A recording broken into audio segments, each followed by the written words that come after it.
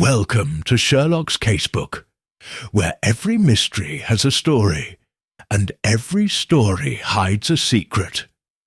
Step into the world of deduction, suspense, and untold cases of Sherlock Holmes. Are you ready to uncover the truth? The Midnight Intruder. It was a particularly bitter evening in November of 1895 when I found myself once again seated before the warm hearth of 221B Baker Street. The wind howled beyond the rain-lashed windows, rattling the panes with unrelenting force, while the flickering gaslight cast long, uncertain shadows across the walls. Sherlock Holmes sat opposite me, draped languidly in his dressing gown, the deep bowl of his pipe smouldering between his fingers. His sharp, piercing gaze was fixed upon the ceiling, lost in whatever labyrinthine deductions occupied his singular mind. "Watson, have you ever considered the curious case of the pawnbroker's ledger?" Holmes suddenly inquired, breaking the silence. I sighed, setting down the newspaper I had been attempting to read. "I cannot say that I have, Holmes, and I suspect you are about to enlighten me as to why such a thing should demand my consideration." Holmes allowed himself the faintest of smiles. "Consider, if you will, the telling details contained within a simple transaction." Now, that precise moment, a tremendous pounding sounded at the door below. The force of it startled even Mrs. Hudson, whose surprised exclamation echoed faintly from the lower floor. Holmes was on his feet in an instant. "Ah, an urgent caller at such an hour. This, Watson, promises to be most diverting. It's bush intentioned." Mrs. Hudson, ever the diligent landlady, hurriedly ascended the stairs and appeared at our threshold, her face marked with concern. "A gentleman insists upon seeing you, Mr. Holmes. He refuses to leave." Holmes nodded. "Send him up at once." A moment later, the door swung open, revealing a man drenched from head to toe, his greatcoat slick with rain. He was of middle age, his thinning blonde hair plastered to his forehead, and his grey eyes darted about the room as though expecting danger at every turn. His face, pale and drawn, bore the unmistakable look of a man who had recently been in a mortal terror. "Mr. Holmes," the man gasped, his breath ragged, "I fear I am undone. A crime has been committed this very night, one that threatens the very stability of the British Empire." Holmes regarded him with an air of polite detachment. "And whom do I have the pleasure of addressing?" The man hesitated before lowering his voice to a whisper. "I am Lord Reginald Ashcombe, Under-Secretary to the Foreign Office, and Mr. Holmes—" He swallowed, glancing toward the window as though fearing unseen listeners. "The Crown has been betrayed." "A most perilous matter, Lord." Reginald Ashcombe stood in the centre of our sitting-room, rainwater pooling at his feet, his trembling fingers fumbling with the buttons of his greatcoat. Holmes, ever observant, allowed him a moment to compose himself before speaking. "Pray, Lord Ashcombe, take a seat by the fire," he said, gesturing to the chair opposite mine. "Mrs. Hudson will fetch you a towel and some brandy. You appear to be in considerable distress." The Under-Secretary nodded gratefully and lowered himself onto the chair, casting wary glances at the curtained windows, as though expecting some unseen assailant to burst through at any moment. I could not help but notice the nervous way his hands gripped the arms of his chair, his knuckles turning white. Holmes studied him with quiet intensity. "Now then, Lord Ashcombe, you have made a rather dramatic entrance, and an even more dramatic claim. The betrayal of the crown is no small matter. I must insist that you begin at the beginning and omit no detail, however insignificant it may seem." Ashcombe took a deep breath. This very night, a most classified document, one of the utmost importance to the security of the British Empire, has been stolen from the Foreign Office. Holmes's expression remained impassive, but I saw the familiar glint in his eye, the unmistakable flicker of intrigue. "What manner of document?" "A treaty," Ashcombe replied. "A secret treaty, negotiated between Her Majesty's government and a foreign power. If its contents were to become known to our adversaries, it would spell disaster for England. War, Mr. Holmes. War of a scale we are not prepared to face." Holmes steepled his fingers beneath his chin. "How was it taken?" Ashcombe's jaw tightened. "The treaty was kept in a locked safe within the Under-Secretary's private office, my office, at the Foreign Office on Whitehall. Only 2 individuals possessed the combination, myself and Sir Charles Henley, the permanent secretary. Was last seen at precisely 9 o'clock this evening, when Sir Charles left for the night. When I returned shortly before 11, the safe was open and the treaty was gone." I could not suppress a gasp. "But surely there were guards." "There were," Ashcombe interrupted. "The Foreign Office is well protected. The building was locked and the corridors patrolled. There was no sign of forced entry. And yet the document has vanished." Holmes exhaled slowly, his fingers tapping against the armrest of his chair. "Fascinating. And your first course of action?" "I alerted Scotland Yard at once. Inspector Lestrade is already conducting inquiries, but I fear he lacks the subtlety required for such a case. I came to you, Mr. Holmes, because this matter requires your particular genius. Time is of the essence. If the treaty has already passed into enemy hands—" He trailed off, his meaning clear. Holmes stood abruptly and moved to the mantelpiece, where he took up his pipe and began stuffing it with tobacco. He struck a match, allowing the silence to stretch as he took several contemplative puffs. Then, turning to Ashcombe, he spoke with quiet authority. "We must go at once to the Foreign Office." Ashcombe looked relieved. "Then you will take the case." Holmes exhaled a thin stream of smoke. "My dear Lord Ashcombe, I accepted the case the moment you stepped through my door. Watson, fetch your coat. The game is afoot." The Foreign Office enigma. The hansom cab jolted through the rain-slicked streets of London, its wheels splashing through puddles as we sped toward Whitehall.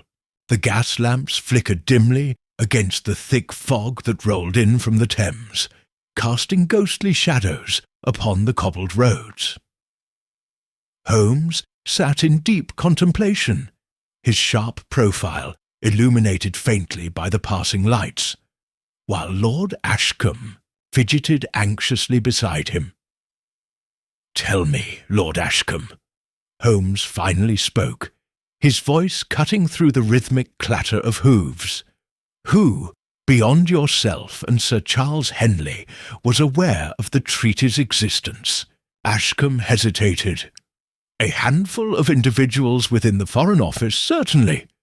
The Prime Minister, of course, as well as select members of the War Office. But the precise details of the treaty's contents were known to no one outside Sir Charles and myself." Holmes tapped his fingers against his knee. And yet, someone not only knew of its existence, but also the means by which to acquire it. Intriguing. The cab came to a halt before the grand facade of the Foreign Office, its towering columns standing in solemn silence against the night sky. A uniformed constable stepped forward, tipping his hat as he recognized Lord Ashcombe. "Inspector Lestrade is inside, sir. He's been waiting for you." We ascended the steps and passed through the great oak doors, entering the dimly lit corridors of government. The air smelled faintly of parchment and ink, mingled with the lingering traces of pipe smoke. A pair of guards stood at attention outside a large mahogany door, their expressions grim. Inside, Inspector Lestrade paced before an open safe. Its heavy iron door swung wide to reveal an empty interior. He looked up as we entered, his eyes narrowing at the sight of Holmes. "Ah, I might have known you'd turn up." Holmes removed his gloves and offered Lestrade a tight smile. "You might have saved yourself some trouble by summoning me sooner." Lestrade folded his arms. "I'll have you know we've already made progress. The building was locked. The guards saw nothing, and no one entered or exited without clearance. That means the culprit is someone inside the Foreign Office." Holmes crouched before the open safe, running his fingers along the edges of the lock. "An elementary conclusion, Lestrade, but one that raises more questions than it answers. If the thief was an insider, why risk a break-in when access could have been granted through legitimate means? And if an outsider, how did they bypass the security measures undetected?" Lestrade grunted. "That's what I'm trying to figure out." Holmes turned his attention to the desk. He ran his fingers lightly over the polished wood, then paused, his eyes narrowing. "Curious. What is?" I asked, stepping closer. Instead of answering, Holmes lifted a small silver letter opener from the desk and held it up to the light. A smudge of some dark substance clung to its edge. He touched it to his finger and sniffed lightly. "Ink," he murmured, "and fresh at that." Lestrade frowned. "Ink? What of it?" Holmes set the letter opener down carefully. "It suggests that whoever was in this office last handled documents before the theft. And if they were writing, perhaps they left behind something more revealing." He turned, his keen gaze to Ashcombe. "You say you arrived at 11 and found the safe open?" "Yes," Ashcombe confirmed, "and nothing else was disturbed." Holmes stroked his chin. "Then let us assume that the theft occurred between 9 and 11. That is a narrow window of opportunity, which means someone, somewhere, must have seen something. We need to examine the guard logs, the work records, and—" He stopped abruptly, his gaze fixed upon the floor beneath the desk. Swiftly he knelt, retrieving a small crumpled piece of paper that had been wedged beneath the leg. He unfolded it carefully, his eyes flicking over the contents. For a brief moment, his expression darkened. Then, sliding the paper into his pocket, he straightened and looked at us both. "We are dealing with something far more deliberate than a simple theft," he said quietly. "And I suspect our culprit is already preparing their next move." A suspect in the shadows. Holmes stood motionless, his fingers resting lightly on the crumpled piece of paper he had retrieved from beneath the desk. His sharp gaze flickered between Lestrade, Ashcombe, and myself, as though weighing the significance of his discovery against what he already knew. Then, with an abrupt motion, he slipped the paper into his pocket. "I shall examine this later," he said. "For now, we must concern ourselves with our most pressing question. Who had the opportunity to commit this theft? Lestrade folded his arms. We've already started questioning the Foreign Office staff, Holmes. Only a few people had access to this room. Ashcombe, Sir Charles Henley, and the night staff. The guards saw no one enter, and there's been no sign of forced entry. Holmes nodded absently, his gaze drifting about the room. Then, with sudden energy, he turned to Ashcombe. Tell me, Lord Ashcombe, does Sir Charles Henley have any known enemies?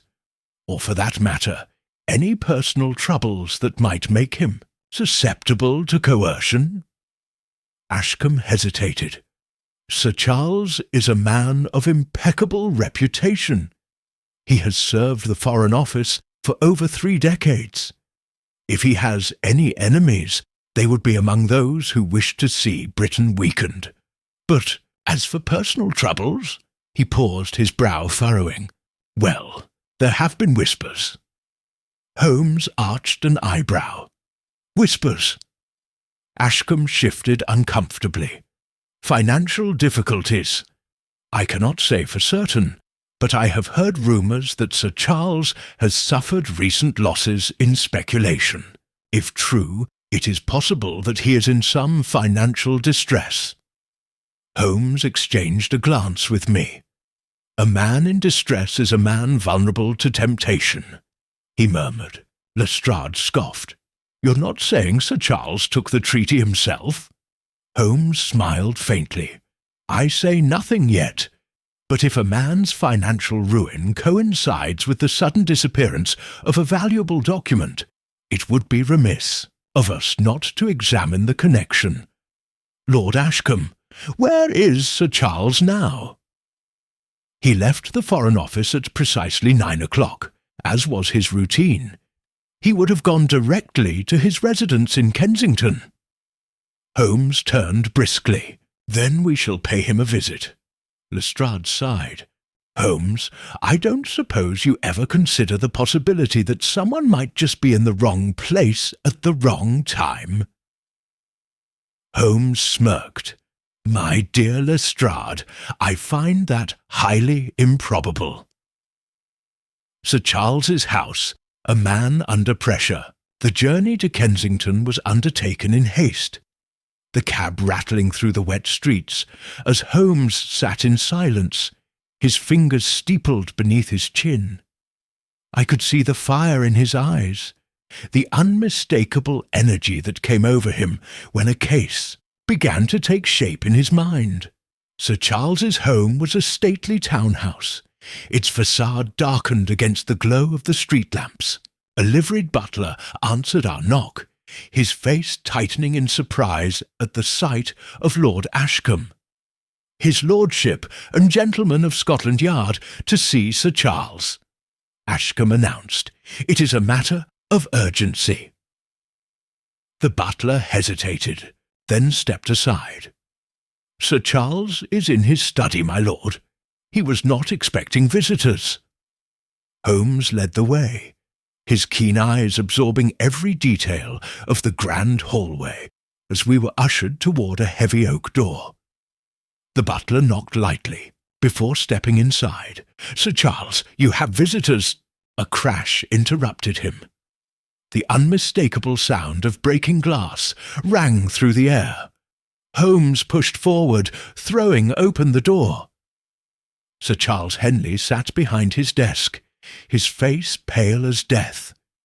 His right hand trembled over a crystal decanter, which had just slipped from his grip, shattering across the Persian rug. His eyes darted to us, wide with alarm. Lord Ashcombe! Inspector Lestrade! His voice was hoarse. What is the meaning of this? Holmes stepped forward, his gaze sweeping over the scene. Forgive the intrusion, Sir Charles, but we have pressing matters to discuss. I believe you are already aware of what has transpired at the Foreign Office? Sir Charles's throat bobbed as he swallowed. The Foreign Office? he forced a chuckle. "You will have to be more specific, Mr. Holmes. What precisely has happened?" Holmes studied him for a long moment. Then his voice dropped to a near whisper. "The treaty is missing." Sir Charles's face turned ashen, his left hand clenched into a fist, his knuckles whitening as he struggled to maintain composure. "Missing? But that's impossible." Holmes tilted his head. "And yet it is gone. Tell me, Sir Charles, where were you between the hours of 9 and 11 this evening?" Sir Charles exhaled sharply. "I was here, at home." Holmes's gaze did not waver. "Can anyone verify that?" The silence that followed was thick with tension. Sir Charles's jaw tightened, his fingers gripping the edge of his desk. For a man accustomed to diplomacy, he was failing quite spectacularly at concealing his distress. At last he spoke. "No, I was alone." Holmes allowed the answer to settle before he turned to Lestrade.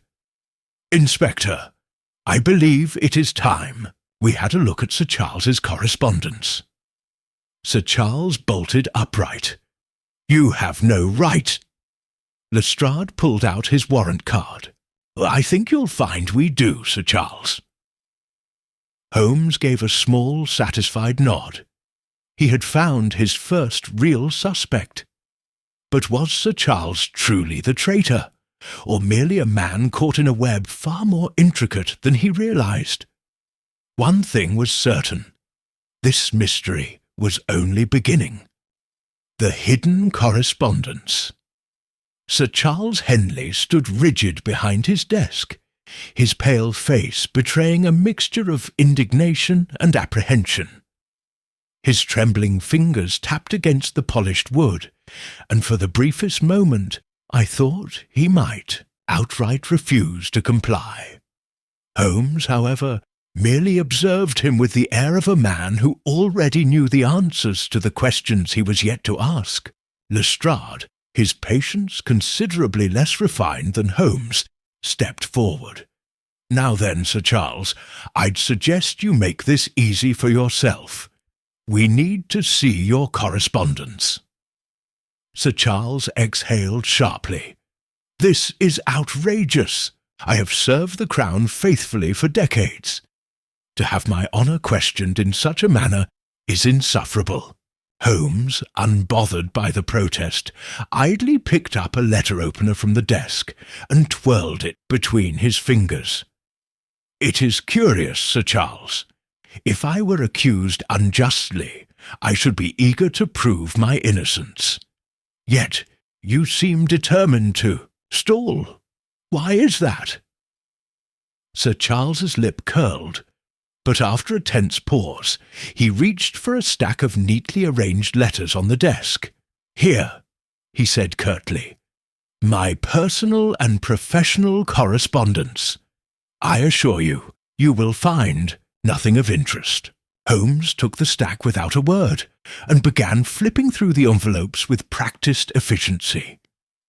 His sharp gaze skimmed the contents, discarding most with a quick glance. I could tell by his posture that he was searching for something, specific though what it was I could not yet say. Then, abruptly, he paused. His fingers rested upon a particular letter, smaller and more finely pressed than the others.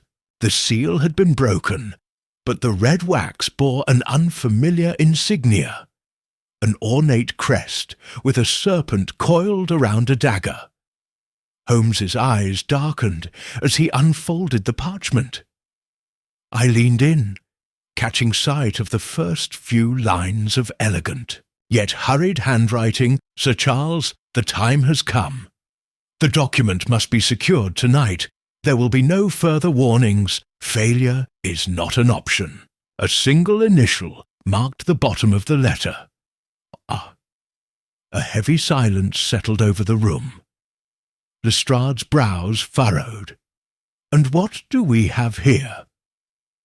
Sir Charles made a sharp movement toward the letter, but Holmes swiftly stepped back, holding it out of reach. "I believe, Sir Charles, that this warrants an explanation."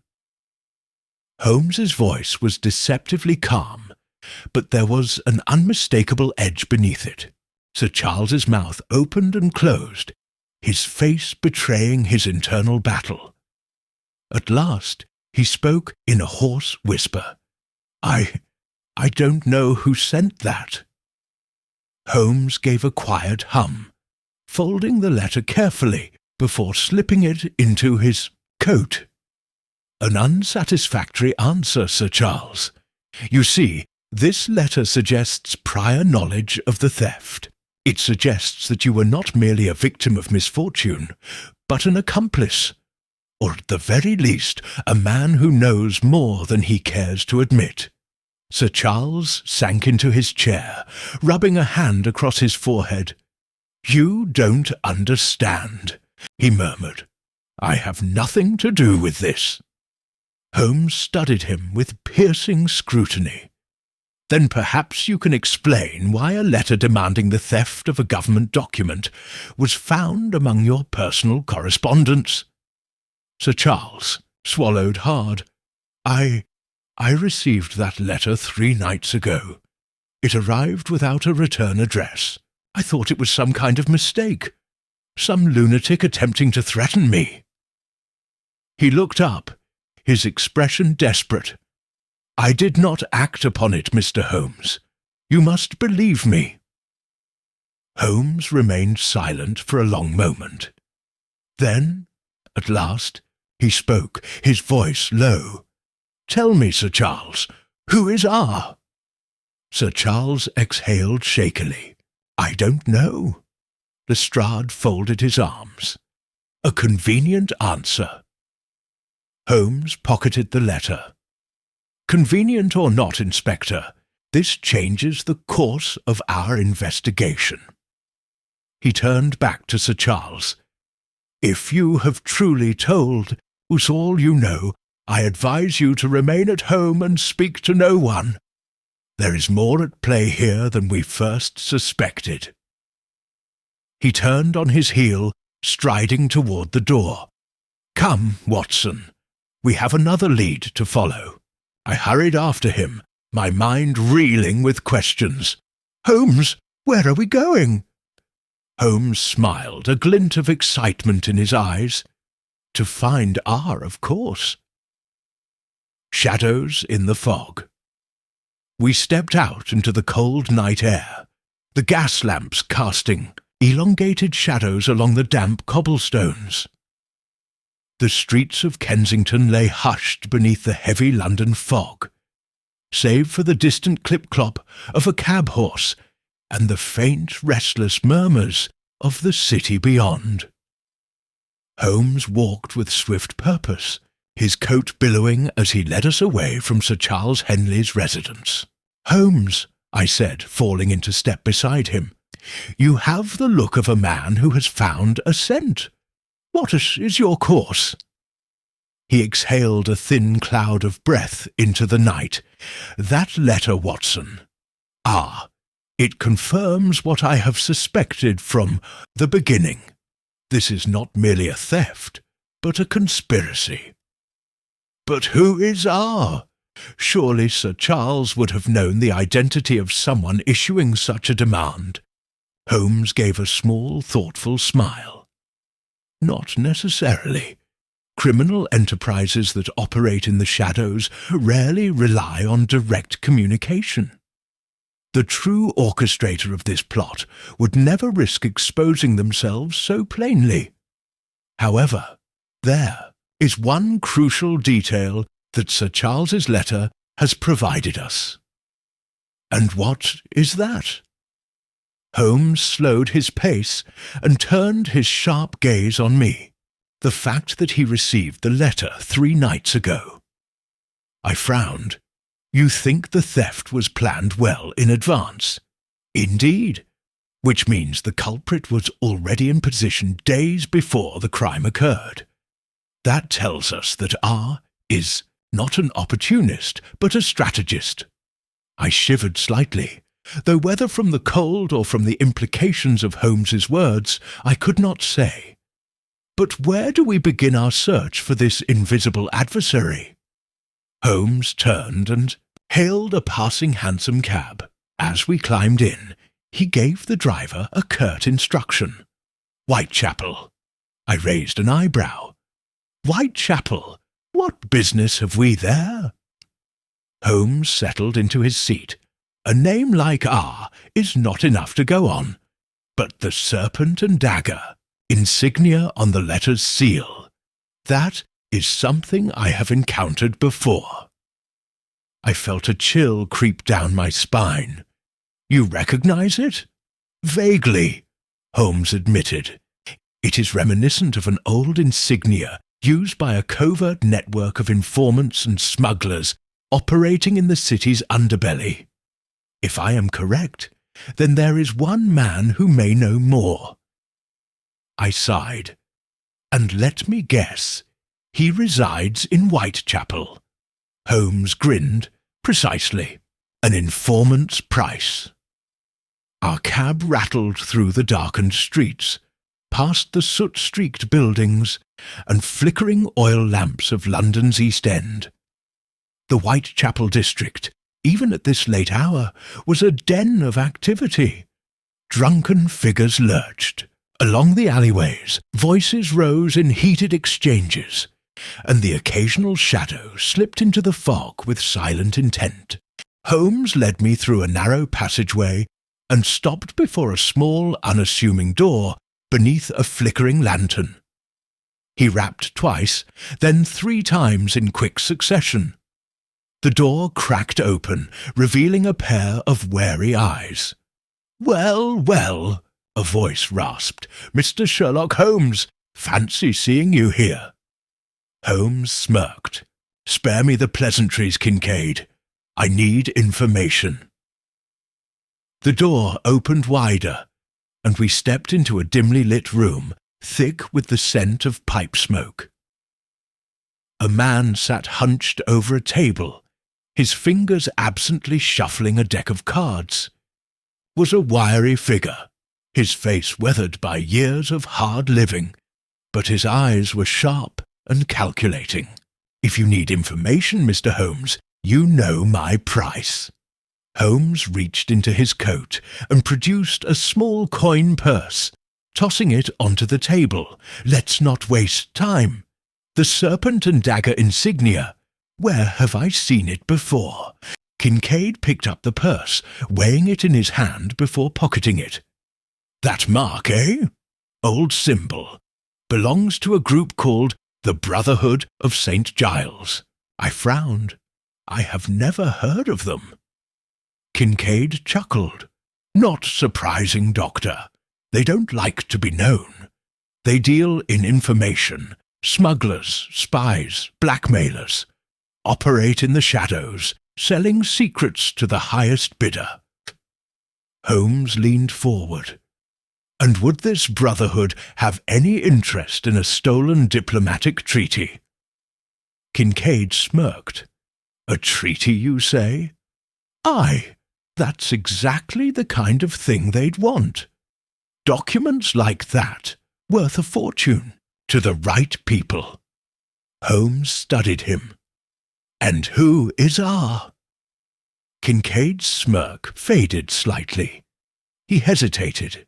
"Now, that's a name I don't care to speak. Dangerous man, Mr. Holmes. More dangerous than most." Holmes did not blink. "Where can I find him?" Kincaid exhaled, rubbing his jaw. "If you're looking for R, you won't find him in some grand estate. He keeps to the docks, the warehouses near the Thames. You'll want to start with the Black Swan Tavern. But be careful, Holmes. If R thinks you're after him, you may not leave those docks alive." Holmes gave a small, satisfied nod. "Thank you, Kincaid." We stepped back out into the cold night, and I turned to Holmes. This is madness. If this hour is as dangerous as Kincaid suggests, then we are walking into a trap. Holmes's eyes gleamed in the gaslight. Then let us hope, Watson, that we are not the ones ensnared. The Black Swan Tavern. The wind off the Thames carried a bitter chill as we made our way toward the docks. The streets grew narrower, the gas lamps fewer, until we were swallowed by the shadows of looming warehouses. Here the pulse of London changed. No longer the hurried footsteps of businessmen or the distant hum of carriages, but something more sinister, the occasional clatter of shifting crates, the low murmur of voices speaking in hushed tones, the rustle of unseen figures slipping between alleys. Holmes led the way, his gaze sharp and calculating, his every movement exuding quiet confidence. I followed uneasy, my hand instinctively brushing the revolver in my coat pocket. Ahead, the Black Swan Tavern crouched like a beast in the darkness. A low, ramshackle building, its windows thick with grime, its wooden sign swaying in the wind. From inside came the muffled sounds of coarse laughter, the clink of tankards, and the occasional outburst of drunken shouting. Holmes pushed open the door, and a wave of heat, smoke, and the stench of unwashed bodies rolled over us. The room was dimly lit, filled with rough-looking men hunched over their drinks, their faces shadowed beneath low-brimmed caps. A heavy silence fell as we stepped inside, the kind that comes when strangers enter a place they do not belong. Holmes moved with deliberate ease, his sharp eyes scanning the room. Then, without a word, he strode toward the bar. The barkeep was a burly man with a pockmarked face, polishing a glass with slow, deliberate strokes. He barely glanced at us. "Something to drink, gents?" Holmes leaned against the counter. "I'm looking for a man." The barkeep snorted. "Aren't we all?" Holmes's smile was thin. "This particular man goes by R." The reaction was immediate. The laughter in the room quieted, and several heads turned in our direction. The barkeep's hand froze on the glass. His expression darkened. "Never heard of him." Holmes tilted his head. "That is unfortunate. I was under the impression that the Black Swan was well acquainted with men of discretion." The barkeep's lips twitched. "Discretion costs, friend." Holmes reached into his coat and placed a few coins on the counter. The barkeep eyed them, then scooped them up with a grunt. "Try the back room." He jerked his chin toward a narrow hallway at the rear of the tavern.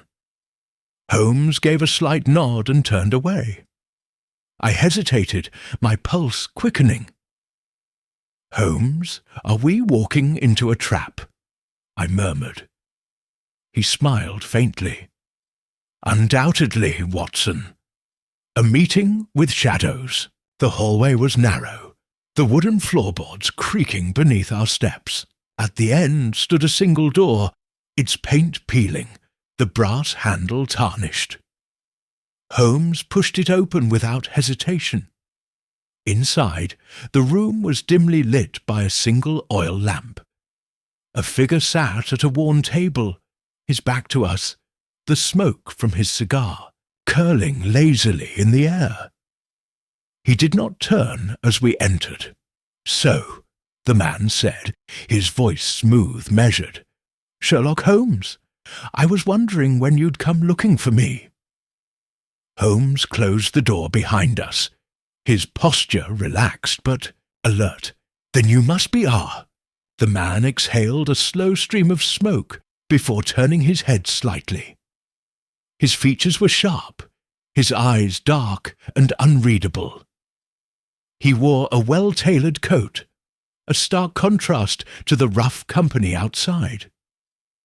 "I have many names," he said, "but tonight R will suffice." Holmes stepped forward. "You were expecting me." R smirked. "When one plays the game of secrets, Mr. Holmes, one must always anticipate the next move." He gestured to the chair opposite him. "Sit."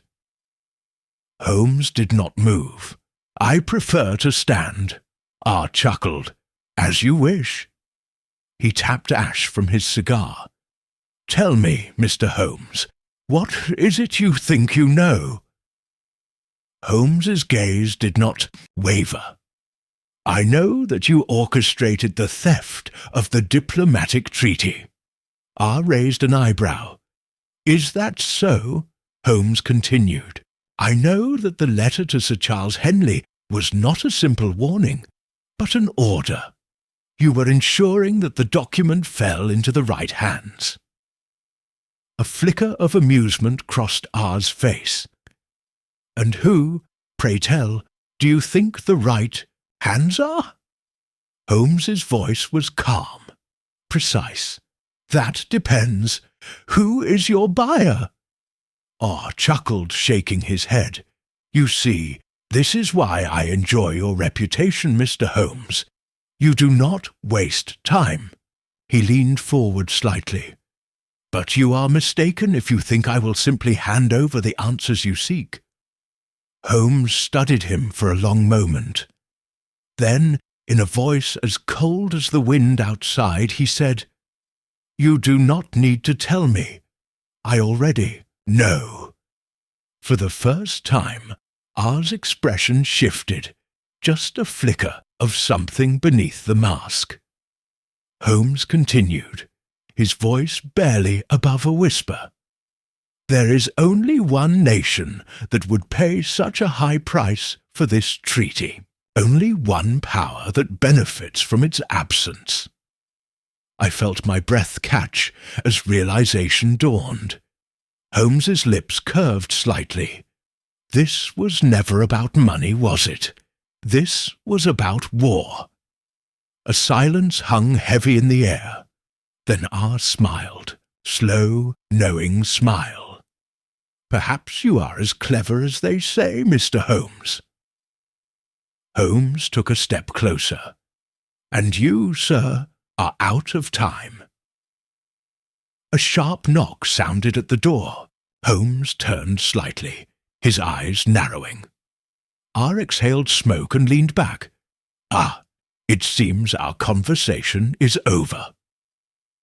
The door burst open. Two men stepped inside, large, well-dressed, their movements precise. Holmes's voice was calm. "I see you anticipated this as well." R smirked. "Naturally." He gestured toward us. "Take them." Before I could react, rough hands seized my arms. Holmes barely resisted as one of the men pressed a pistol to his side.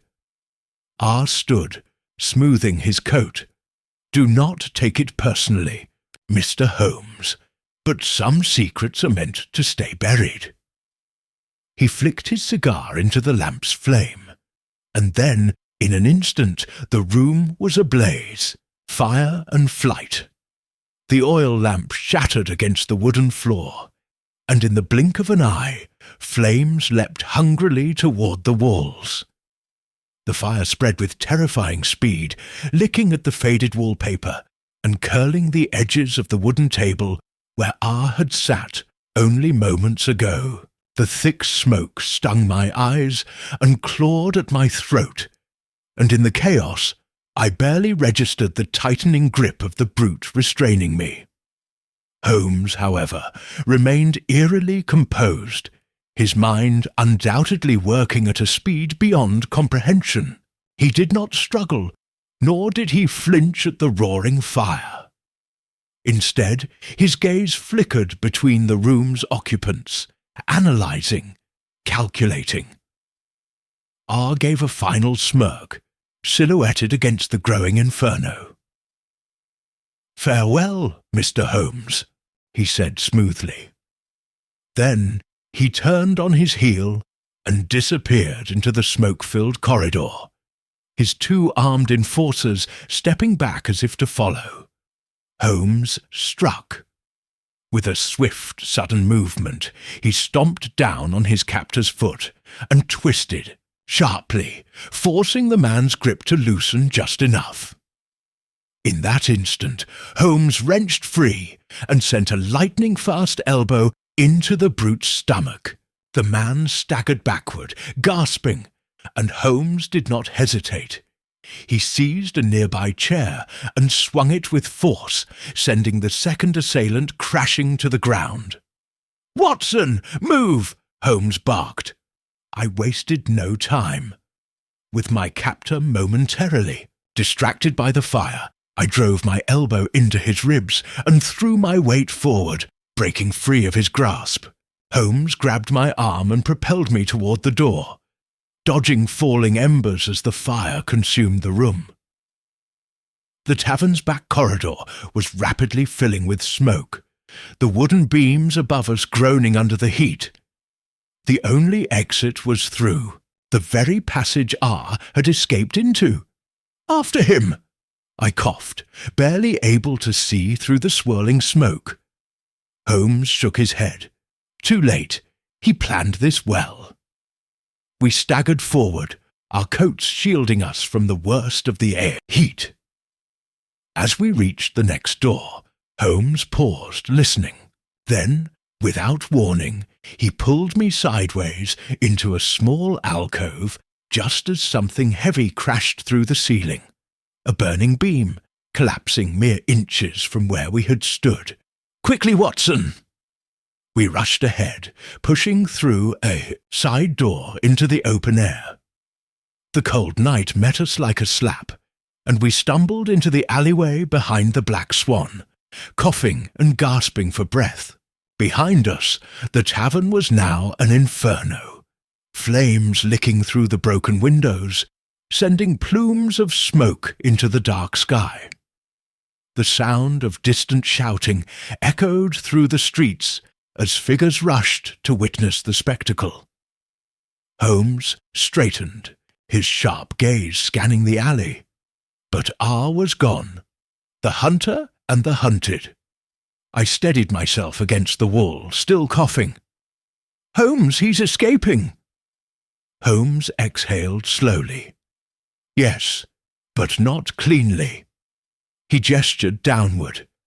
There, in the damp alleyway, was a single unmistakable clue, a bloodstain fresh and dark, trailing into the night. I stared. "He's injured." Holmes allowed himself a thin smile, and a wounded fox is far easier to track. We followed the trail at a brisk pace, weaving through the maze of alleyways behind the docks. The fog was thick here, clinging to the cobblestones, turning every shadow into a potential hiding place. Holmes moved with purpose, his every step methodical. He paused only once, kneeling briefly to inspect the blood splatters before continuing forward. "The wound is not fatal," he murmured, "but significant enough that he cannot move quickly. He will be seeking refuge." I frowned. But where? Surely he would not risk staying in the open. Holmes nodded. "Precisely. Which means we must think like him." He paused at a crossroads, his keen eyes darting between the possible routes. Then suddenly, his gaze locked onto something in the distance. "The river," he said. "Of course." I followed his gaze. Through the mist, I could just make out the dark silhouette of the Thames. Warehouses lined the water's edge. There, towering shapes casting long shadows over the docks. Holmes quickened his pace. If I were a man fleeing with a price on my head and an injury slowing me down, I would seek passage out of London, and there is only one way to do that swiftly. "A ship," I murmured. Holmes nodded. Precisely. We hurried toward the docks, our steps muffled by the thick fog. Somewhere in the distance a ship's horn sounded, a deep, mournful call. The night was alive with movement, shadowy figures loading cargo, voices carrying across the water, and then, ahead of us, a solitary figure staggered toward the pier. Ah! Even in the darkness I recognized the sharp cut of his coat, the careful way he clutched his side.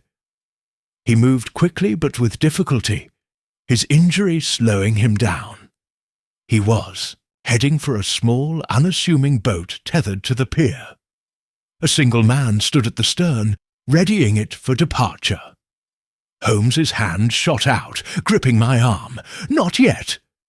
I stared at him. "Holmes, we cannot let him escape!" Holmes's eyes gleamed in the dim light. "Patience, Watson. He is not leaving." We waited, concealed in the shadows, as R reached the boat.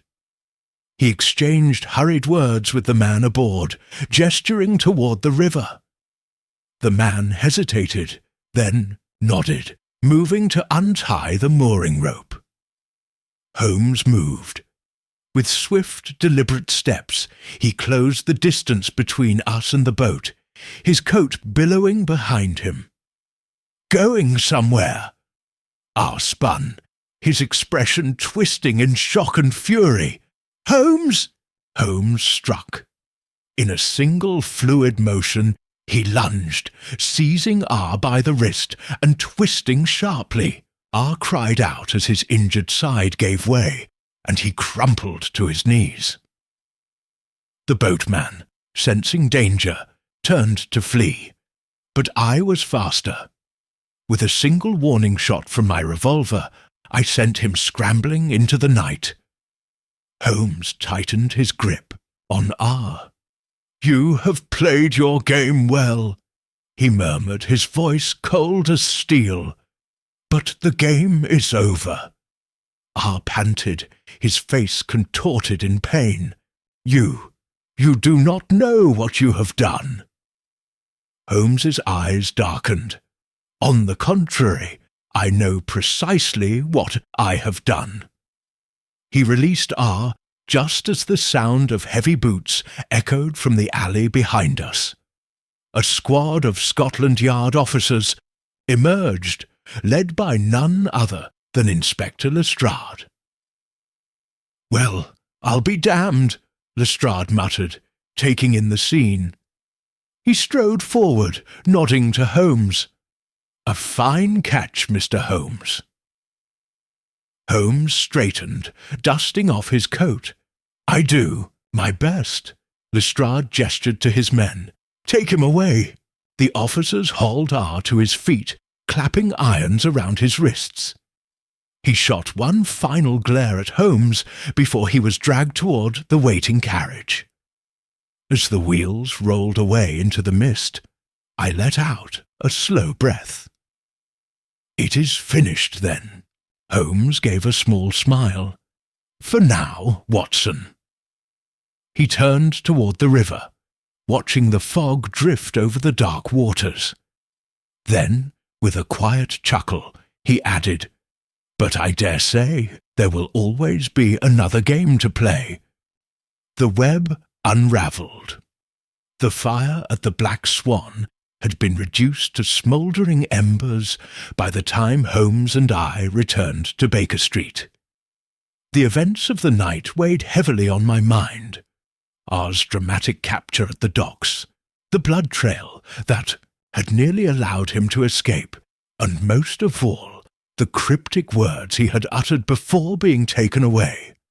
"You do not know what you have done." Holmes, however, appeared utterly untroubled. He lounged in his armchair, fingers steepled beneath, his chin staring into the fire with an expression of deep satisfaction. A thick mist swirled outside, obscuring the gaslit streets of London. But inside our sitting room, The warmth of a burning hearth provided a welcome contrast to the night's perils. Lestrade had promised to send word as soon as R was secured at Scotland Yard. Until then, I could hardly contain my curiosity. "You have been uncharacteristically silent, Holmes," I remarked, setting my medical bag aside. "I suspect it is not for lack of thought." A slow smile spread across his lips. "Indeed not, Watson." He leaned forward, reaching for his pipe. "The case has played out much as I anticipated, though I will confess there was a moment, just a moment, when I considered the possibility of failure." I raised an eyebrow. "A rare admission." He exhaled a ribbon of smoke. "Failure, Watson, is simply the foundation upon which success is built. Had R not been wounded during his escape, the night might have ended rather differently." I nodded, recalling the blood trail that had ultimately led us to the docks. "It was a fortunate break, then." Holmes shook his head. "Not fortune, Watson. Design." I started. "You mean to say that R was wounded deliberately, yes?" Holmes smiled faintly. "I suspected the fire was intended as a diversion rather than a murder attempt. He needed us out of the way long enough to make his escape. However, in the chaos, I ensured that one of my blows found its mark. A calculated injury, enough to slow him, but not enough to prevent flight." I let out a breath. "And you never thought to mention this before?" Holmes gave a light shrug. "Details, Watson. The artistry of deduction lies in knowing which to reveal and when." I sighed, shaking my head. "You never cease to astound me, Holmes." Before he could reply, a sharp rap sounded at the door. A moment later, Mrs. Hudson entered, handing Holmes a sealed envelope. "A messenger from Scotland Yard, Mr. Holmes," she said. "Inspector, Lestrade's regards." Holmes took the letter with a nod, waiting until Mrs. Hudson had left before breaking the seal. He scanned the contents, his expression impassive, until, quite suddenly, his eyebrows lifted. "Well, well," he murmured. I leaned forward. "What is it?" Holmes handed me the letter. "It seems our dear R is not the man we believed him to be." I quickly scanned the page. My eyes widened. "Lord Reginald Harrington?" I exclaimed. "The Earl of Blackmere?" Holmes nodded, stretching his legs toward the fire. "Indeed, a man of high station, entangled in treachery most foul." I was still absorbing this revelation. But why would a nobleman orchestrate such deception? What did he stand to gain? Holmes took another draw from his pipe. "That, my dear Watson, is the final piece of our puzzle." I watched as he turned his gaze to the fire, his eyes gleaming with the satisfaction of a mystery nearly solved. And in that moment, I knew the true revelation was yet to come. The final deduction. The revelation that our fugitive R was none other than Lord Reginald Harrington, the Earl of Blackmere, cast an entirely new light upon the case. A nobleman caught amidst crime and conspiracy. The implications were staggering. Lestrade arrived at Baker Street within the hour, his face lined with exhaustion, yet alight with curiosity. He sank into the chair opposite Holmes, pulling his coat tighter around himself. "I've seen many a scoundrel in my day, Holmes, but a peer of the realm caught red-handed at the docks." He exhaled sharply. What, in God's name, was he trying to accomplish? Holmes, who had been reclining with his eyes closed, opened them with an amused glint. "A question worth asking, Inspector, and one, I believe, with an answer more complex than mere escape." He reached for his pipe, tapping it thoughtfully against the arm of his chair, before beginning his explanation. "A web of deception. As you well know, Lestrade, Lord Reginald was not a man in financial ruin, nor was he burdened with political scandal, at least not publicly. His name was untarnished, his wealth secure. And yet he risked everything in an elaborate scheme that led him to that burning tavern." Lestrade folded his arms. "Go on." Holmes continued, his tone smooth and deliberate. "The true crux of the matter, gentlemen, lies not in what R was running from, but what he was running with." I frowned. "I don't follow." Holmes leaned forward. "Tell me, Watson, what does a man of privilege desire most when he already has money, power, and status?" I considered this. "Influence." Holmes nodded approvingly. "Precisely." He turned back to Lestrade. "Now, consider the evidence. The coded documents recovered from R's rented lodgings, the peculiar interest in the German embassy, the disguised meetings in back-alley taverns. These were not the actions of a simple fugitive, but of a man engaged in high-level espionage." Lestrade sat up straighter. "Espionage?" Holmes exhaled a stream of pipe smoke. "Yes, my dear Lestrade, Lord Reginald was not merely fleeing the law. He was attempting to defect." The words hung heavy in the air. Lestrade looked incredulous. "You mean to tell me he was a traitor? That he was, what, selling state secrets?" Holmes smiled thinly. "Not just state secrets, Inspector. Royal secrets." I felt a chill at the implication. "The Crown?" Holmes nodded. "Indeed. The documents he carried contained sensitive information concerning diplomatic negotiations between Britain and Prussia. Were these to fall into foreign hands, the consequences could be catastrophic." Lestrade let out a low whistle. "And he almost made it out." Holmes allowed himself a brief smirk. "Almost, Lestrade. Almost." "The final move?" I shook my head in disbelief. "But why, Holmes? Why would a man of his station betray his own country?" Holmes's expression darkened. "For a reason as old as time, Watson. Power." He turned his gaze toward the fire, his voice quiet but resolute. Lord Reginald had grown weary of being a mere nobleman. He desired to carve a name for himself in the annals of history, not as a lord, but as a kingmaker. He sought to influence the tides of Europe, to wield authority beyond the confines of Parliament.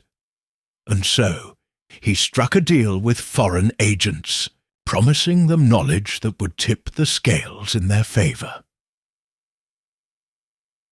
Lestrade exhaled heavily. "Bloody hell!" Holmes nodded.